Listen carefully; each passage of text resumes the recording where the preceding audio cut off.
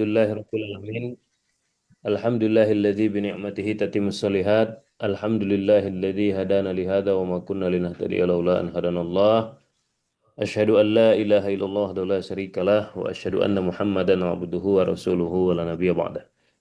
Allahumma salli wa sallim ala nabiyyina Muhammadin wa ala alihi wa ashabihi ajma'in. Qala rabbi israh li sadri wa yassir li amri wa hlul 'uqdatam min lisani yafqahu qawli.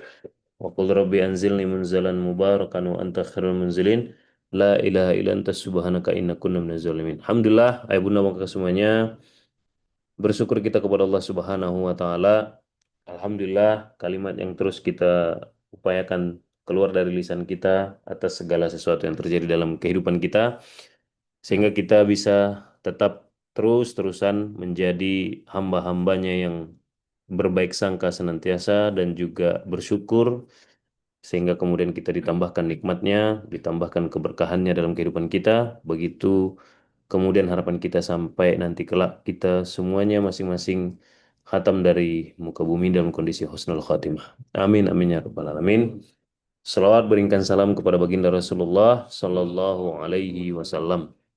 Salawat yang menjadikan kita umat baginda Rasulullah SAW yang terus mencoba istiqomah membersamai jalan-jalan yang sudah diwariskan oleh baginda Rasulullah SAW, hatta kemudian kita menjadi umatnya nanti yang bisa kemudian dan layak mendapatkan syafaat darinya dan kita bisa masuk surga bersama Rasulullah Sallallahu Alaihi Wasallam. Kita lanjutkan kajian MBA kita, insya Allah eh, 6 hari ke depan ya kita akan ngebahas 6 poin yang membuat eh, 6 poin ya, 6 alasan mengapa di Pondok CEO itu berat. 6 alasan kenapa di Pondok CEO itu ya penuh dengan perjuangan. Ya, 6 alasan kenapa di Pondok CEO itu harus kuat fisiknya, harus kuat mentalnya, dan harus kuat juga akalnya. Gitu ya. Kemarin tuh minggu yang lalu kalau nggak salah ya, atau 2 minggu yang lalu, pokoknya masih di bulan Juli ini, dari PNC, ya, dari PNC itu dapat peluang untuk bekerja sama dengan PLN kalau nggak salah saya, PLN atau Pertamina ya lupa, pokoknya BUMN aja, PLN sih kayaknya. Nah, dari PLN, Ustazah El nih, PNC, ya Sisil, berkoordinasi dengan Elni, terus menyampaikan ke saya. Poinnya adalah bahwa ada tawaran dari, kan PNC itu kan partnership dan collaboration. Ya, kalau ayah bunda yang wali Spartan yang belum tahu, itu adalah salah satu divisi di bawah Baitul Mal, yang mana itu divisi yang tugasnya adalah membangun eh, potensi peluang-peluang kolaborasi, partnership, berpartner dengan komunitas, dengan perusahaan-perusahaan, sampai kemudian dengan pemerintahan, ya, dengan dinas sosial, dengan dinas pendidikan, dan seterusnya nanti ke depan. Begitu. Nah, mereka sepertinya bertemu dengan PLN, PLN ya kalau nggak salah ya. Kalau salah nanti koreksi aja ya, anak-anak PNC ya. Tapi seingat saya PLN. Mereka mereport ke saya, ada peluang dari PLN untuk kemudian anak-anak pondok CEO itu eh, diberikan beasiswa, gitu, dikuliahkan oleh mereka, mereka yang membiayai kuliahnya, gitu. Tapi syaratnya di situ, salah satu syaratnya adalah harus melampirkan SKM, surat keterangan miskin, ya, yang diminta biasanya dari mana tuh? RT ya, dari RT RW biasanya dimintakan.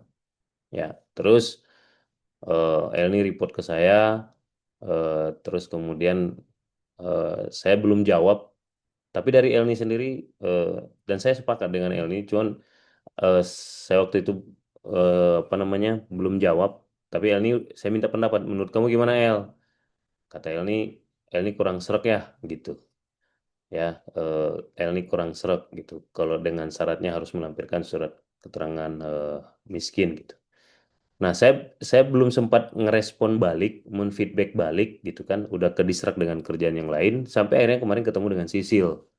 Nah, Sisil reminder gitu. Oh iya, saya bilang, eh, apa namanya, ingat-ingat. Tapi memang ayah kelewat kayaknya mengasih feedback balik ke Elni gitu. Itu gimana kata Sisil? Saya bilang, ya ayah setuju dengan Elni, nggak usah gitu, nggak usah.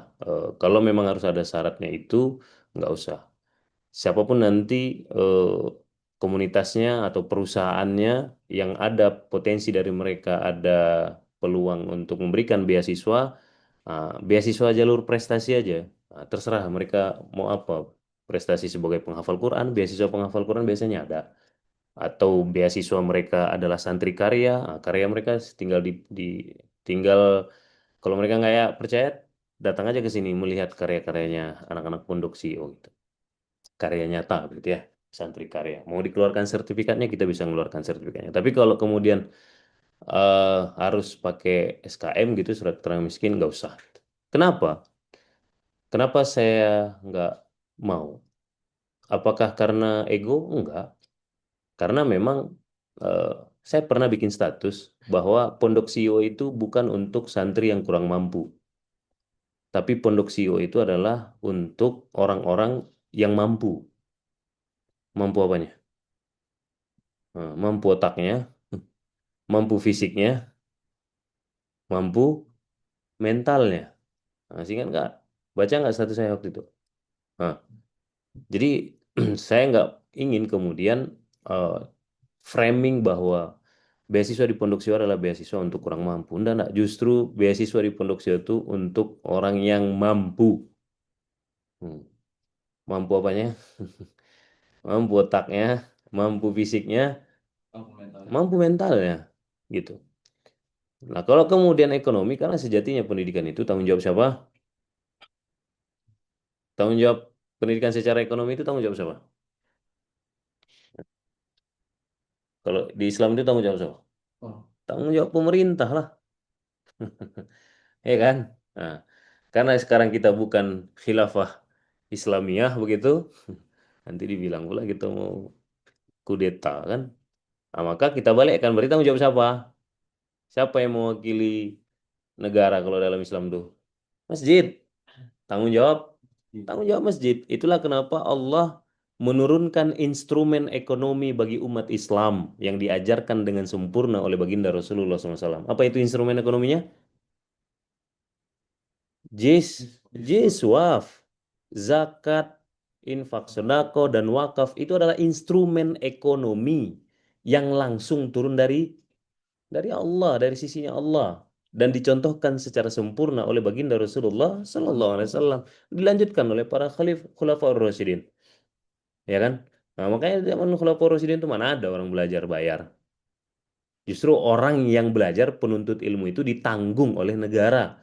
Makanya di Masjid Nabawi dulu, di masjidnya baginda Rasulullah SAW sampai dengan sekarang itu ada namanya sudut ahlus sufah. Atau apa tuh ahlus sufah tuh? Orang-orang yang fokus belajar dengan Rasul, nggak pulang-pulang, tinggal di masjid. Hmm. Ada tuh satu satu pojok tuh ahlus sufah, di situlah semua. Ya Abu Hurairah lama-lama di situ tuh. Karena memang fokusnya belajar, mengeruk ilmu dari baginda Rasulullah Sallallahu Alaihi Wasallam. Begitu kira-kira ditanggung negara. Oke, maka nah balik lagi biar nggak melebar.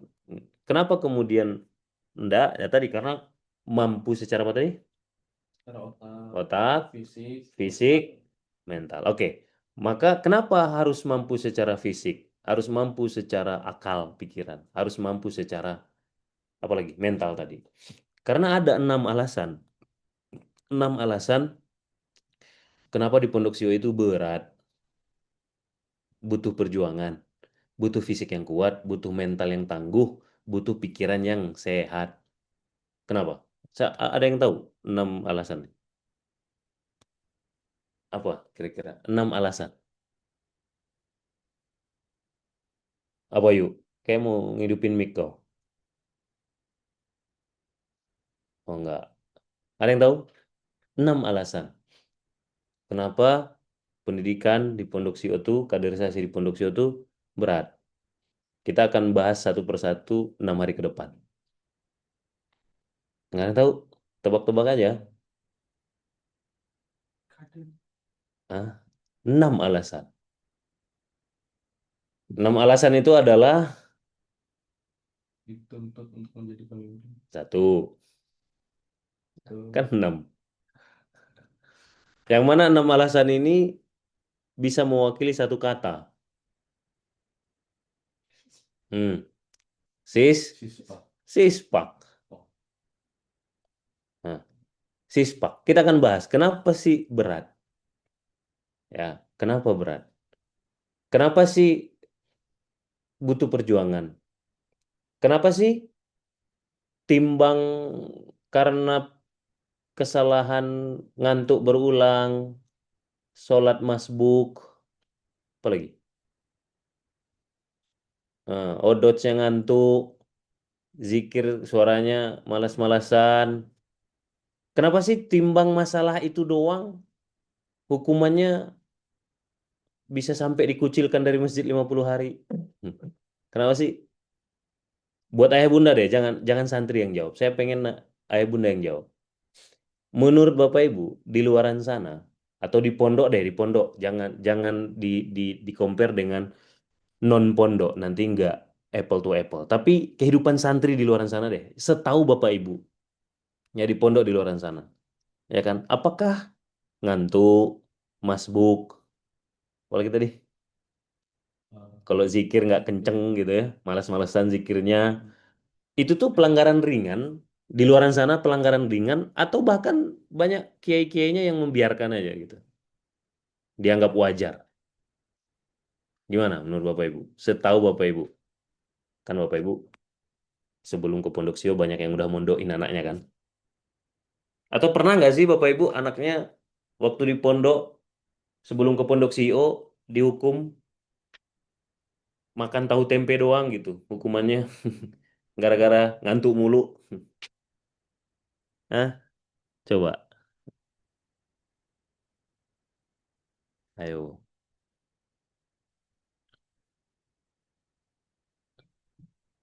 ayo Bu, gimana? Kalau di luaran sana gimana? Karena mencetak calon pemimpin dunia. Oh iya. Dianggap ringan, ayah. Oh ada yang jawab. Ibu siapa nih? Oh, ibunya Alia. Waduh, Iya. Alia masih menjalani 50 hari kedua ya, Bu. Dianggap Iya, ringan. Dianggap ringan ya? iya, dianggap ringan. Dianggap ringan. Biasa Ya, aja. ya, dianggap biasa aja gitu. Dianggap biasa aja. Biasa itu mah namanya juga anak-anak gitu ya. Pelanggaran ringan ya, ya betul. Oke. Tapi kenapa di Pondok Sio itu sampai membuat klaim dikucilkan dari masjid 50 hari? Karena alasan yang pertama. Dari 6 alasan itu kita hari ini akan membahas alasan yang pertama. Apa yang pertama? Salimul akidah. Salimul akidah. Karena ini alasannya. Karena kurikulum itu dinamai Sispak, yang mana S-nya adalah Salimul akidah. Artinya semua landasan pendidikan kaderisasi di Pondok Sio sebisa mungkin sempurna nggak bakal. Sempurna itu cuman milik Allah, tapi berupaya untuk menyempurnakan itu kewajiban kewajiban kita. Berupaya semaksimal mungkin, ayah, abi, gimana caranya? Pendidikan yang ada di Pondok Sio, kaderisasi dalam mendidik itu harus berlandaskan S yang pertama, salimul akidah. Oke, pertanyaan saya, orang yang salimul akidah, orang yang akidahnya salim, kita bahas dulu deh. Apa sih yang disebut dengan salimul akidah? tidak yang Oke, akidah yang sehat, akidah yang menyelamatkan, akidah yang lurus, dan seterusnya. Coba kita buka surat Al-An'am ayat 162. Ya, surat Al-An'am ayat 162. Biar kita sama-sama berada di halaman yang sama pemahamannya. A'udzubillahi minasyaitonirrajim. Bisa ditampilkan operator Al-An'am ayat 162. Kul inna solati wa manusuki nusuki wa mahyaya wa mamati lillahi rabbil alamin. lillahi rabbil alamin. Oke. Apa artinya? Katakanlah Muhammad, kul. Katakanlah Muhammad, sesungguhnya sholatku, ibadahku, hidupku, hidupku, matiku, matiku. hanyalah Untuk siapa? Untuk Allah. Untuk Allah. Inna sholati wa nusuki. Wa nusuki itu selain ibadah tuh semuanya lah, pengorbananku, sakit, senangku, itu tuh. Nusuk tuh salah satunya itu. Bukan cuma, nggak cuma ibadah, tapi semua. Sakit, senang kita, kehidupan kita lah. Lebih kurang sama. Wa mahyaya wa mamati. Hidupku dan matiku. Lillah. Lillah itu berarti li. Berarti milik. Bukan untuk Allah, bukan. Milik. Kalau untuk tuh kan bisa bisa jadi nyampe, bisa jadi enggak. Kan gitu. Kau beli nasi goreng tuh untuk siapa? Untuk Aufa. Bisa jadi Enggak dikasih. bisa jadi nyampe, bisa jadi, bisa jadi enggak jadi. Tapi kalau itu nasi gorengnya nasi goreng siapa? Nasi goreng punya Aufa. Berarti udah sampai belum ke Aufa? Udah punya Aufa soalnya. Udah dimiliki sama dia. Miliknya Allah. Oke, close share screen-nya. Yang kedua, coba kita buka surat Al-Bayyinah ayat 5. Surat Al-Bayyinah ayat 5. Apa bunyinya? Wa ma umiru Wa ma umiru illa liya'budullaha mukhlisina lahuddin hunafa wa yuqimus shalah. Diperintahkan, tidaklah mereka diperintahkan kecuali untuk apa? Menyembah Allah dengan apa? Ikhlas. Mukhlisina lahuddin hunafa wa yuqimus shalah. Hunafa itu apa? Berasal dari kata hanif, hanifan. Hanif itu apa? Hanif itu bukan sekedar lurus, lurus dan benar. Nah itu tuh Hanif. Bukan sekedar lurus, lurus dan benar. Gitu. Hanifan. Mukhlisin, ikhlas. Ya, ikhlas. Hanif, lurus dan benar. Segala sesuatunya ditimbang atas ini benar nggak ya? Sering dengar kata-kata itu? Kalian tuh kalau mau ngapa-ngapain, tolonglah dipikir cara mikirnya gimana. Tanya ke diri sendiri, ini pantas nggak ya? Elok nggak ya? Benar nggak ya? Baik nggak ya? Etis nggak ya? Pernah dengar kata-kata itu? Sering? Dari siapa? Siapa yang sering ngomong kayak gitu? Lagu siapa tuh? Hah? Hah? Siapa yang sering nyanyi begitu? Siapa yang sering ngomong begitu? Siapa yang sering berkicau kayak gitu? Hmm. Ayah, gitu kan?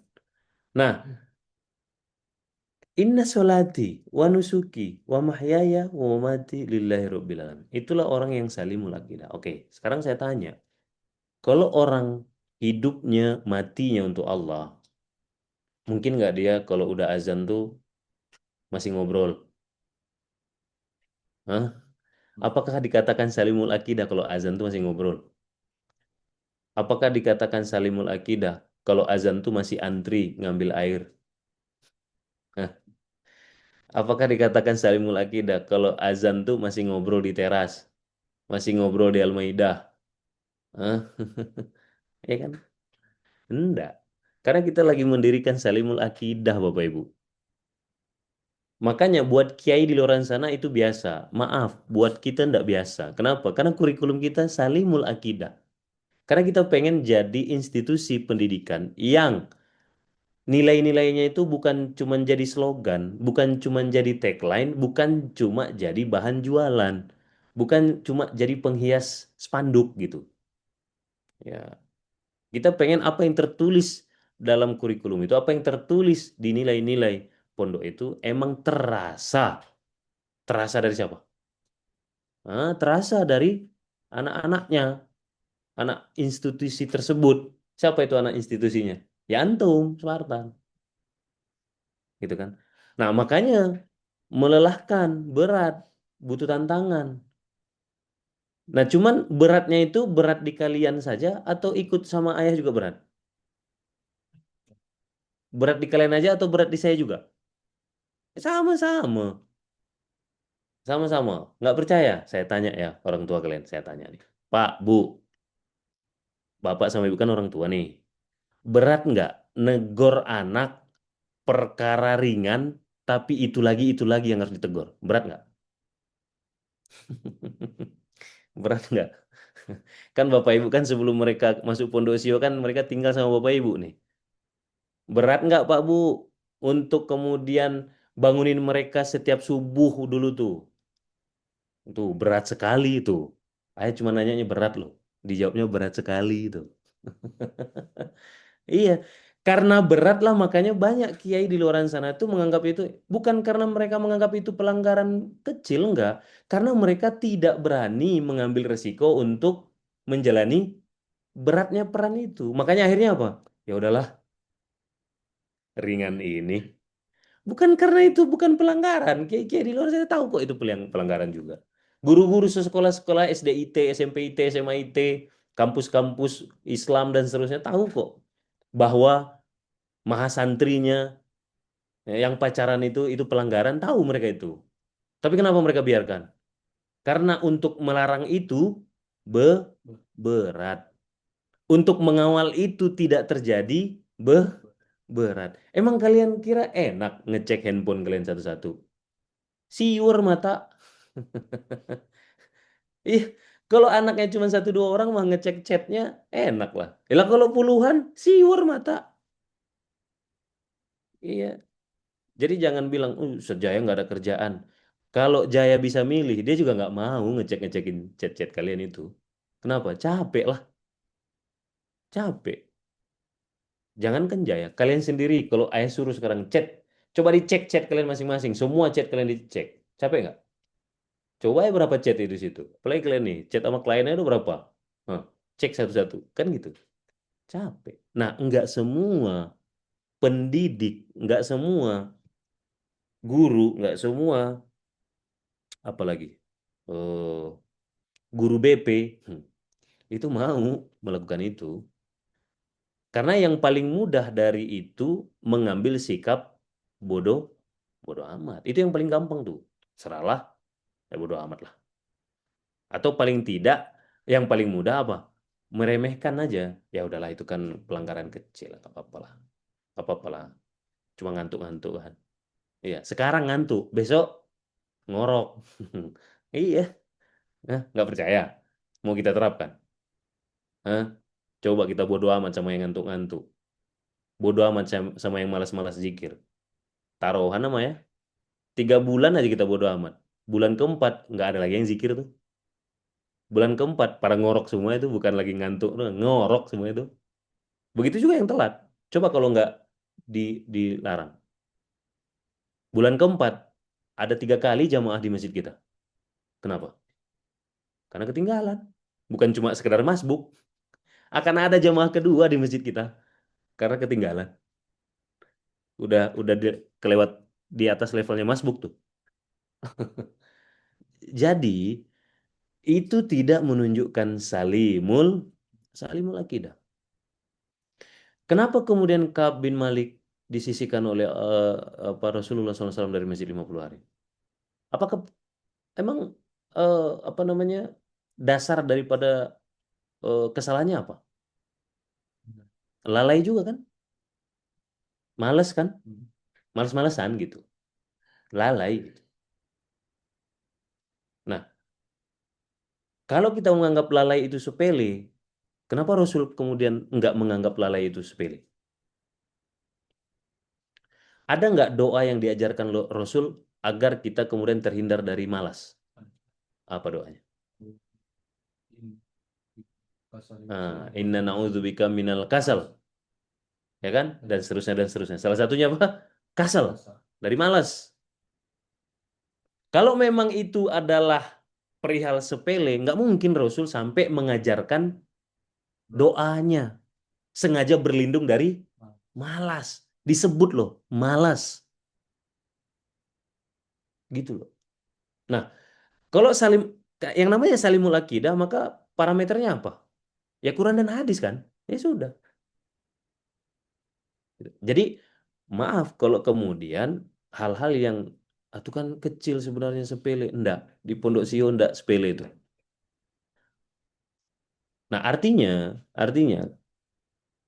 dari sekarang ke depan, ayah harap khususnya yang Spartan bisa memahami kenapa ya saya dihukum. Atau ada orang nanya, kenapa kalian dihukum? Kenapa kalian sholat di lapangan? Iya kami dihukum saya BBN. Oh dihukum, apa emang salahnya? Iya ngantuk. Apalagi? Mas Bu. Masbuk. Apalagi? Telat, apalah, lupa piket, atau apalah itu. Macam-macam kan alasannya gitu.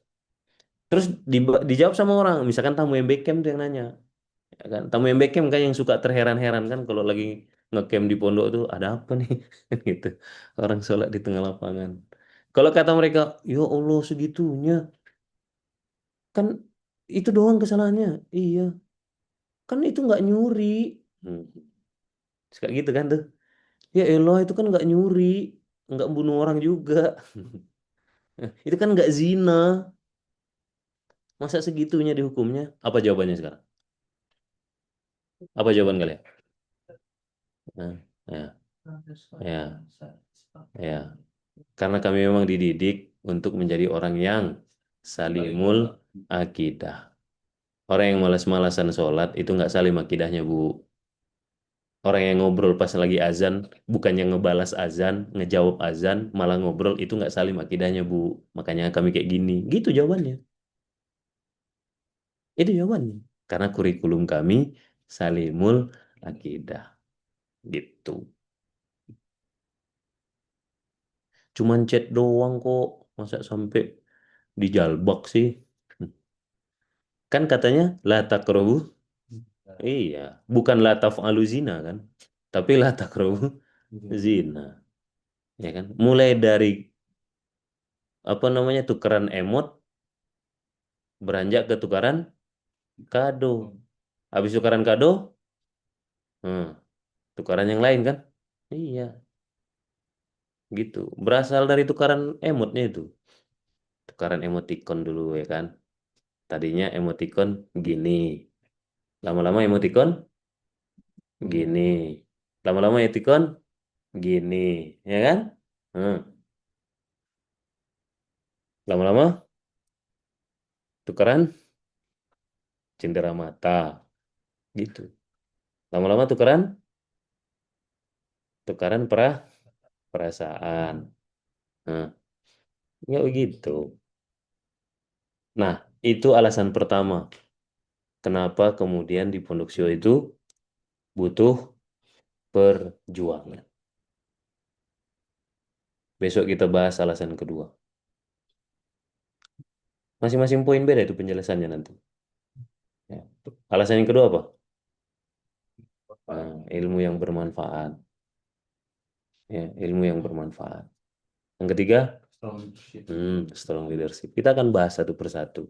Jadi Bapak Ibu semua, khususnya Bapak Ibu yang ada di rumah, kita, saya khususnya yang sering berinteraksi dengan anak-anak yang bertugas mengawal anak-anak, punya cita-cita gimana caranya agar kemudian slogan, tagline yang ada dan sering kita ucapkan, yang sering kita kita perdengarkan itu tidak hanya sekedar di atas kertas saja, tapi memang itu bisa terasa di diri anak-anak semua karena mereka lah produknya dalam tanda kutip, mereka lah produknya, bisa dipertanggungjawabkan dan izin untuk mewujudkan itu berat. Saya nggak pernah bilang ringan, berat. Baik dari sisi Bapak Ibu semua sebagai orang tuanya ataupun sisi saya yang kemudian hari ini diamanahkan untuk mendidik mereka, termasuk juga dari sisi anak-anak sebagai tim pelaksananya, tim eksekutornya gitu.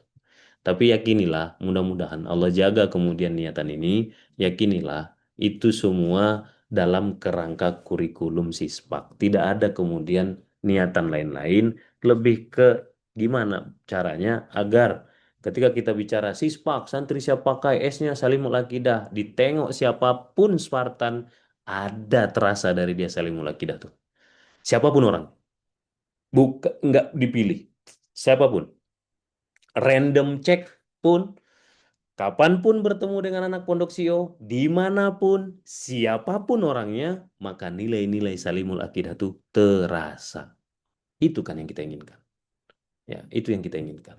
Sehingga tidak sekedar slogan. Ya, tidak sekedar slogan. Begitu Bapak Ibu. Dan itu tidak mudah, dan itu tidak gampang, dan itu butuh konsistensi, butuh istiqomah, butuh dorongan yang besar. Baik dari anak-anaknya, begitu juga dari saya. Begitu juga dari Bapak Ibu. Ya kan? Nah, kemarin kan ada orang tua murid, Bapak Ibu dan antara Bapak Ibu yang izin mau mengunjungi anaknya. Kebetulan anaknya juga lagi dihukum. Maaf, saya bilang, belum dulu Jai, belum belum boleh, nanti tunggu. Kenapa? Kayaknya tega banget. Tahu saya kangen ibu, kangen bapak. Tahu. Tapi tenang aja, anaknya baik-baik aja kok. Tapi belum waktunya, gitu. Belum waktunya. Kenapa sih? si- Gini loh, karakter seseorang itu, karakter seseorang itu, dorongan seseorang itu, atau kemudian kemampuan dia untuk bertahan dan kemampuan seseorang mengenali dirinya itu di saat kapan? Di saat terhimpit atau di saat lapang? Terhimpit. Nah, di saat terhimpit, di saat terhimpit. Lihat semua kisah Nabi itu. Di saat terhimpit tuh, di situ kelihatan intisarinya, saripatinya, ya, saripati. Gitu. Nah, jadi tujuan ayah dalam hal ini yang lebih sering menjatuhkan hukuman itu bukan untuk menyiksa, tapi untuk melihat nih satu persatu keluar saripatinya, satu persatu kelihatan jati dirinya. Ada yang survive, ada yang kemudian punya punya inisiatif, dan ada juga yang memang masih ngedablek, gitu kan. Ada yang kemudian leadershipnya muncul, ada yang kemudian ide-idenya muncul, ada juga yang memang masih bodoh amat, ada juga gitu. Ya kan? Nah, tapi itu tujuannya, ya, biar jadi santen. Ya kan, filosofi santan, tahu kan filosofi santan? Santan itu apa? Saripati dari mana dia? Apa? eh Apakah tiba-tiba dia jadi santan? Enggak kan, mengalami begitu banyak penderitaan kan dia, ya kan, mulai dari mana? Mas. Mulai dari dikupas kejauhan itu, kecepatan mulai dari dikupas, mulai dari dipetik. Emang yang metik siapa? Beruk. Beruk kan yang disuruh naik. Pernah lihat beruk nggak mainin kelapa? Enggak. Nggak pernah. Orang biasanya bukan. Oh, orang, oh ya Allah, orang ya, oke. Oke, orang lah, orang yang naik memetik, dia apain sama orangnya? Dipelintir kan, potong kan. Oke, dibawa sama dia pelan-pelan, digendong ke bawah tuh dijatuhin. Jatuhin lah, bodo amat kata dia. Hah? Nggak bakal digendong itu turun ke bawah terus naik lagi, kagak lah. Begitu dipelintir udah putus, bam. Udah selesai, jatuh di bawah, diapain? Hmm, kupas kan? Pernah ngeliat kelapa tuh dikupas? Hmm, apa alat ngupasnya? Ya, Pak. Ada, bukan golok itu, ada beling, ada baja tajam tuh. Linggis tuh kayak gini ya. Sat, masukin situ, seret, disobek. Seret, sobek. Udah jadi santannya? Belum. Diapain? Dibelah dulu, men. Belum diparut. Apa yang mau diparut? Masih bulat. Dibelah dulu, ambil golok, jeder. Belah. Jadi santan? Belum. Diapain? Parut, masukin tuh ke bawah. Jerit-jerit itu. Ah, ya aku sakit kok. Udah selesai? Jadi santan? Belum, diapain? Ini peras gimana? Direndam dulu air panas. Masukin dulu ke air panas tuh. Rendam air panas. Udah pernah ngerasain direndam air panas? Mau coba? Kita cuma daerah air hangat ngilu-ngilu kuku aja. Gitu kan. Air panas, direndam air panas tuh. Selesai? Enggak, udah direndam di air panas baru diperas. Baru diperas. Udah jadi, selesai jadi santan. Belum, diapain? Disaring. Coba, masih disaring loh. masih diseleksi loh. Udah dipelintir, dijatuhin, dirobek, ya, dibelah, ya kan? Diparut, direndam air panas, diperas, masih diseleksi loh, belum tentu lulus. Masih diseleksi, disaring, gitu. Udah selesai jadi santan, udah selesai disaring. Gimana nasibnya dia? Apakah dia jadi pemain utama di opor? Hah? Ketika udah selesai jadi opor ayam, yang disebut tuh opor ayam apa opor santan? Ada nggak disebut nama dia? Nggak ada. Dilupakan men dia, dilupakan. Nggak disebut perannya, ya kan? Udah jadi loh opor. Enak, wangi opor tuh. Apa kata orang? Ih, wangi kali opor ayam nih. Padahal yang bikin wangi itu siapa? Salah satunya. Santan. Disebut nggak santan tuh? Kagak. Ngeluh nggak dia? Itulah salimul. Hah, tata salimul akidah. Gitu. Nah, kalian tuh akan ada nanti di fase itu. Nggak akan semua kalian tuh disebut namanya. Contoh, sekarang terjadi. Siapa yang kemarin jadi brand ambassador kostum? Jaya kan? Oke, siapa yang nge-shoot? Hanafi. Siapa yang ngerjain kontennya di sosmednya? Hanafi yuk, kalian lah intinya, Bro. Ya kan? Yang dapat nama siapa? Jaya. Yang dapat panggung siapa? Jaya. Kalau Hanafi, zikir kalian nih semua di Bro, nggak salimul akidah, iri kau tuh. Kok jadi sejaya sih? Yang jadi brand ambassador kan itu konten gue yang bikin. Gitu tuh. Kalau kalian nggak salimul akidah. Ya kan? Makanya perlu salimul akidah tuh. Kalau kita mau mendirikan lagi peradaban ini. Karena nggak akan semuanya nanti punya nama. Nggak akan semuanya. Sekarang gini deh. Siapa pangeran atau panglima perang paling terkenal di kita, umat Islam? Khalid bin Walid. Emang bisa Khalid bin Walid menang sendirian? Hah? Enggak kan? Khalid bin Walid punya tangan kanan nggak tuh? Pasti. Punya ahli strategi nggak dia tuh? Orang kepercayaan. Pasukan khusus. Pernah dengar namanya? Yang dapat nama Khalid bin Walid. Nah, itu nanti nyambung tuh ke pejuang surga. Nyambung nanti tuh.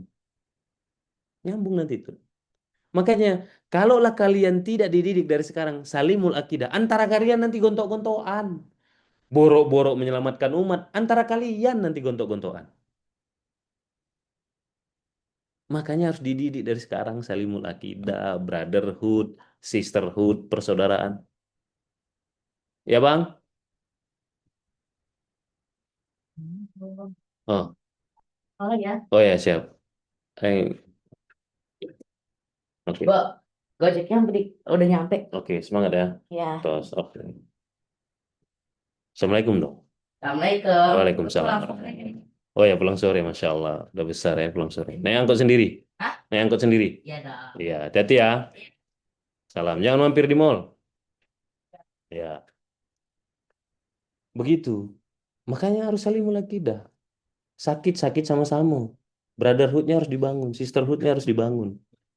Karena kalian itu, gimana caranya kalian itu jadi santan. Dan ingat ya, santan itu sering kali dilupakan. Padahal dia yang bikin enak. Dia yang bikin enak. Nggak ada dia, nggak ada rasa. Nggak ada dia, nggak gurih masakan tuh. Nggak ada dia, nggak nikmat masakan tuh. Ya kan? Tapi disebut nggak? Enggak. Nah, kita nih disiapkan untuk itu. Sama, ayah juga melatih diri. Makanya ayah juga dari sekarang berbagi, membiasakan diri berbagi apa? Berbagi panggung. Nggak semua panggung yang ayah dapat tuh ayah makan. Kasih ke Jaya, kasih ke Wahyu, kasih ke Raihan, kasih ke kalian lah gitu. Kenapa? Karena ayah tahu bahaya nih. Kita nih harus jadi saripati, jadi santan. Dengan adanya kita, umat nih maju. Dengan adanya kita, peradaban ini kembali. Dengan adanya kita, Islam ini mulai bangkit. Dengan adanya kita, masjid ini jadi harum. Masjid jadi indah namanya. Masjid kembali kepada fungsinya. Tanpa perlu disebut nama. Nah, itu semua bisa kita lakukan kalau mukhlisina lahuddin. Kalau kita ikhlas. Kalau kita Inna sholati wa nusuki wa mahyaya wa mamati lillah. Kalau kita tuh lillah, itu salimul akidah. We don't care, kita nggak peduli dengan apakah orang nyebut nama kita atau enggak, apakah orang muji nama kita atau enggak, apakah orang mengeluh-elukan nama kita atau enggak peduli karena kita apa? Mukhlisina lahuddin.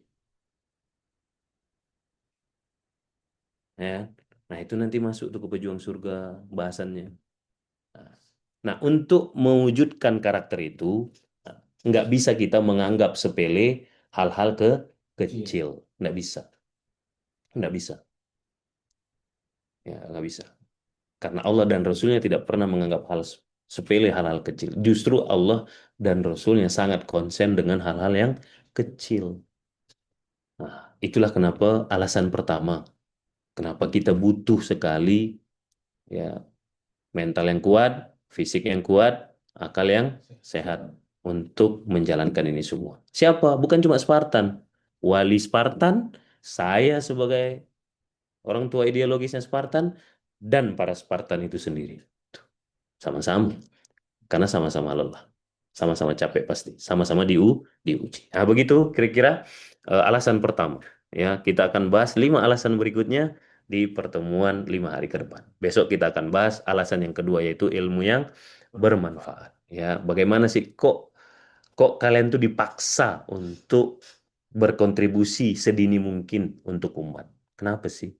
Baru juga kuliah gitu. Bahkan juga belum kuliah udah dicemplungin ke lapangan langsung. Why? Nah, kita akan bahas besok. Begitu, ayah bunda bangga semuanya. Mudah-mudahan ini bisa menambah pemahaman kita, bisa menambah keseragaman kita dalam pemahaman, sehalaman kita dalam pemahaman terhadap latar belakang pemikiran Pondok CEO ini, Masjid Muslim Milenial ini dijalankan seperti apa. Mudah-mudahan Allah meridhoi, mudah-mudahan Allah memberkahi, dan mudah-mudahan Allah menguatkan segala niatan baik kita, meneguhkan hati kita, dan melapangkan dada kita menjalankan ini semuanya. Kita tutup sama-sama dengan hamdalah. Alhamdulillahirabbil alamin. Rabbana taqabbal minna innaka antas samiul alim. Subhanakallahumma bihamdika asyhadu an la ilaha illa anta astaghfiruka wa atubu ilaik. Assalamualaikum warahmatullahi wabarakatuh.